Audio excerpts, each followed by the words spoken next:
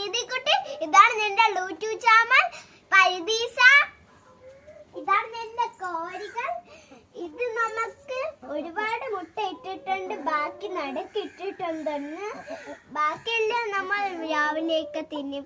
കൊടിച്ചമ്മ വെളിയിലൊക്കെ കൊണ്ടുകൊടുക്കാറ്.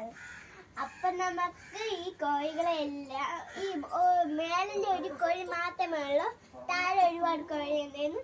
താഴെ ചാക്കോഴിനെടുത്ത് തിന്ന് ചാക്കോഴി ഇവന് ബാക്കിയെല്ലാം കോഴി ഇവന്റെ എടുത്തിട്ട് ഒരു കോഴി അവിടെ നിൽക്കുകയായിരുന്നു. അപ്പൊ നമ്മളെ വീഡിയോ ഇഷ്ടമായ ലൈക്ക് ചെയ്യുക, ഷെയർ ചെയ്യുക, സബ്സ്ക്രൈബ് ചെയ്യുക. ഇങ്ങനെ എല്ലാം ഇങ്ങോട്ട് തിന്നെടുത്താൽ വലിച്ചു കീറിയാണ് തിന്നണേ. അതുകൊണ്ട് മുട്ട നല്ലതായിട്ട് വരും. അതുകൊണ്ട് ഇങ്ങനെ വെച്ചെടുത്താൽ മതി. കൊത്തൊന്നുമില്ല.